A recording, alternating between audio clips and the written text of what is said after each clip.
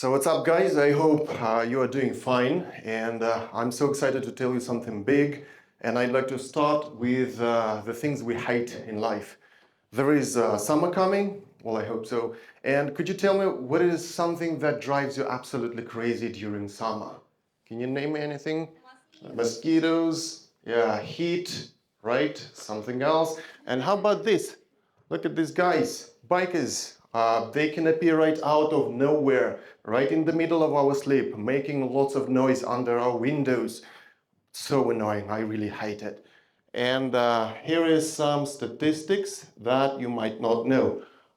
They are actually 29 times more likely to get involved into a traffic accident and rather than a car driver, and any sort of an injury is absolutely guaranteed. And look here, yeah, guess what? This is me. Yeah, I'm one of them, okay? And what happened? How did I end up here? Well, I'm not here to talk about traffic accidents, actually. I want to go somewhere deeper. I want to talk about the way we engage in life. If you find yourselves running at full speed in life, barely finding a pause to breathe, overwhelmed with work, so you might even not notice all the incredible moments happening around you because we are so caught up with all our routines, so we might actually forget to leave. So I was no exception. It happened to me like 5 years ago, 6 years ago. A friend of mine organized a bicycle trip across Russia for a distance of 3,000 kilometers. Let me repeat that again. 3,000 kilometers on a bicycle, isn't this crazy? Yeah, I was thinking, why put yourself through that? I can barely find some strength to get up on Sunday morning, and you just leave all the comfort at home and get yourself a bicycle trip? What is wrong with you? But this actually was the thing that struck me right in the head. Back in the days when I was a teenager, I had a small dream of traveling from Surgut to the Black Sea, Crimea, on a motorcycle. Again, what a crazy thing to dream about. But actually, it had been buried under the tons of layers of routine and responsibilities, so I never thought about it. I absolutely forgot about this. And this idea actually, well, made me think about it. It just recalled back in my head. And I followed his journey online, watched how he faced rains, washed in rivers, picked wild berries, not wild berries, and slept under the stars.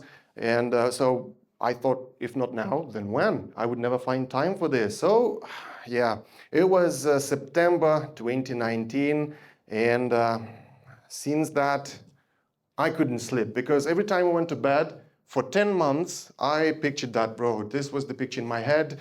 Uh, and well, this was all I was trying to think. So what did I do? I enrolled for a motorcycle course at the local driving school. I earned my motorcycle license, and I bought my first motorcycle ever. Look at this. Isn't it beauty? Yeah, I was limited on budget, so it was a cheap 26 years old Japanese Honda. Like, how many of you guys are under 26? Yeah, this bike was older than you back in the day. And it was so old and so it was broken so many times, so I spent literally hundreds of hours trying to fix it finally. It was quite a devastating story, and I bothered everybody around. Lots of my friends were involved and mechanics were involved into fixing it. I even found an internet online forum of owners of such a model, and they also tried to help me with everything online. Well, in exchange, I even translated a manual into Russian for them since I'm an English teacher. Well, but actually, once in a while, it seemed to be really working. So I enjoyed those rare evening hours, riding it with a couple of my mates. So these were wonderful pictures. And yeah, finally, I had actually in total only 2 months to learn everything before my long trip because I have never owned any motorcycle. I had no idea what it is about.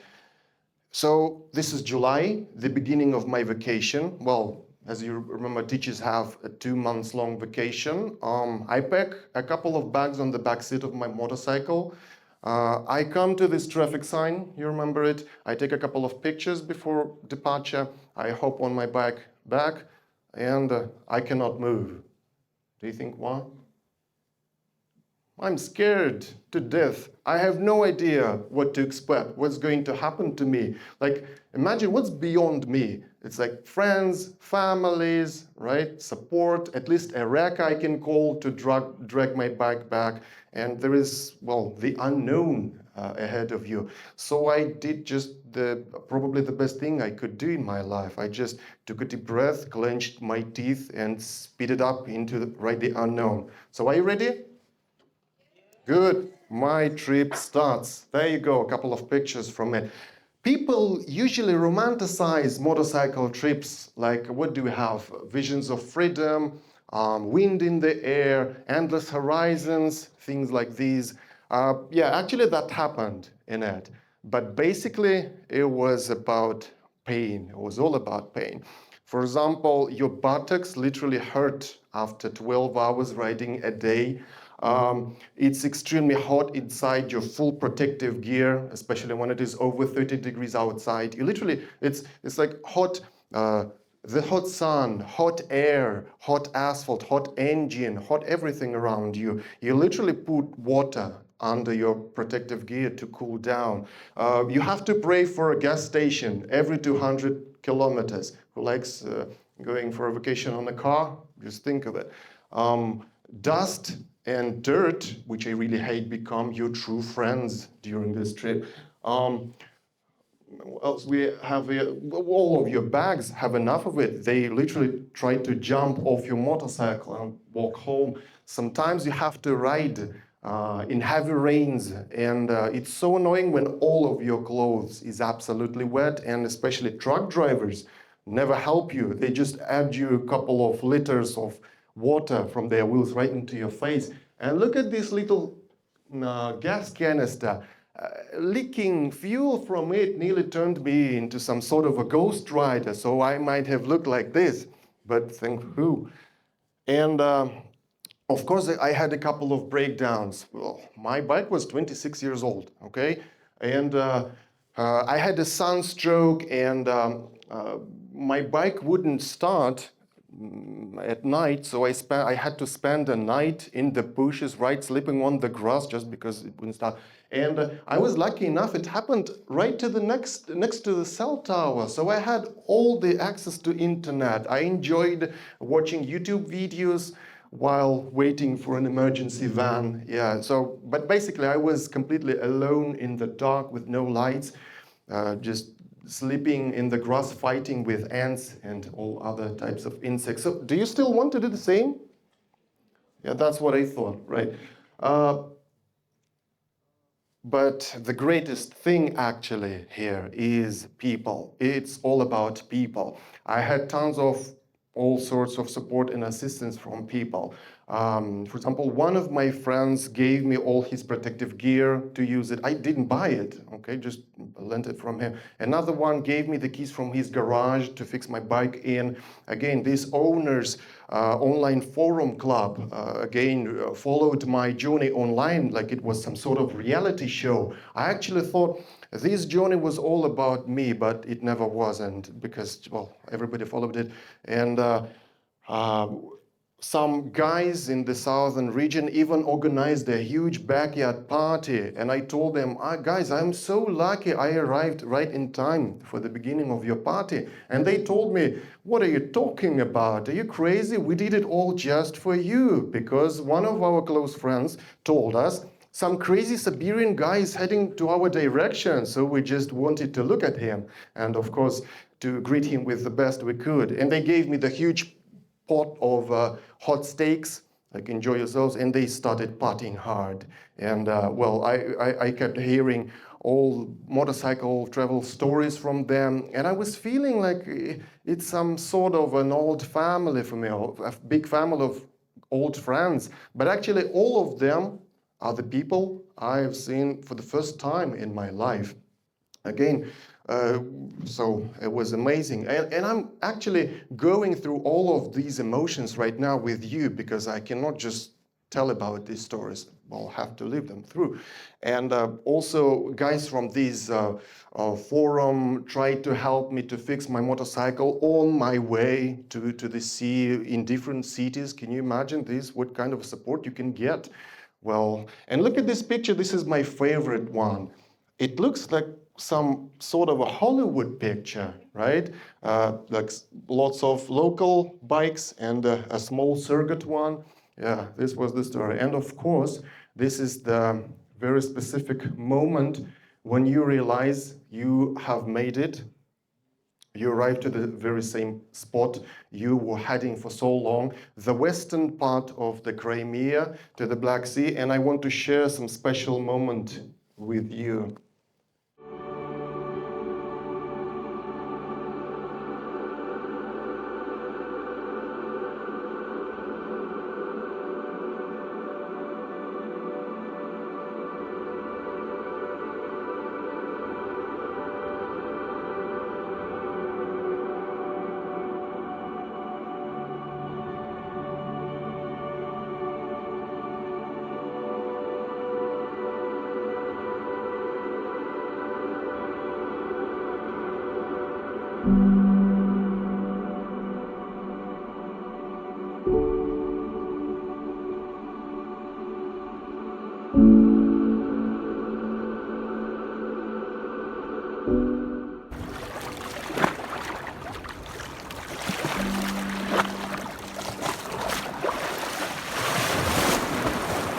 This is the picture of all the distance I covered. It was 11,000 kilometers, which I suppose is no joke in comparison with a car.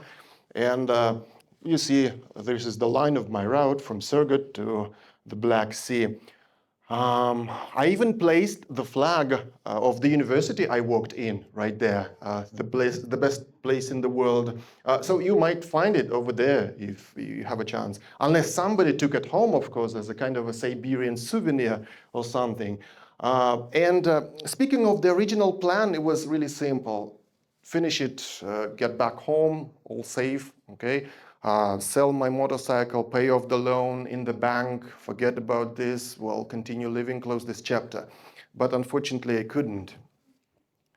So I did it 3 times in a row, 3 summer vacations. You see, 2020 with a red Honda, 2021 on the white Yamaha, and the last one, 2022 on the black Honda. So, because, well, once the road calls you, it never lets you go, especially when you see all the fields, seas, alleys, mountains reaching the skies. Well, they keep calling you back. But actually, well, I'm not that crazy, okay? So I had enough of this. And, oh, by the way, I'm not sure if you see this properly. I also borrowed a camping equipment from one of my friends. Irene, hello, thank you very much for this. And this was the first time I stayed at the seaside using a tent. I'm not sure if you see this. It is an amazing experience. And look at that yacht. There was a family coming from Sochi on this yacht. They came to the seaside looking at me, I was looking at them, and I was thinking, it worked to me as some sort of a sign that I did everything right, probably. And also one incredible story of opening your tent door in the early morning and looking at this sea is amazing, especially when you have a chance to see a storming sea, that angry sort of a sea with all that sounds which you hear all night long. This is an incredible thing. Every one of you has to try it someday. I mean, sleeping near the storming sea. Yeah, so as I said, I had enough of this. After the third travel, I wrote a book. It was really not widely published because it was made for my friends. It was all their idea. They just insisted on writing it. You can copy the QR code, by the way, because it's available on a paper version and in electronic. You can read it at home with all the pictures, photos, and videos. This is way more interesting. All the stories are published over there, so I'm just telling you everything in short.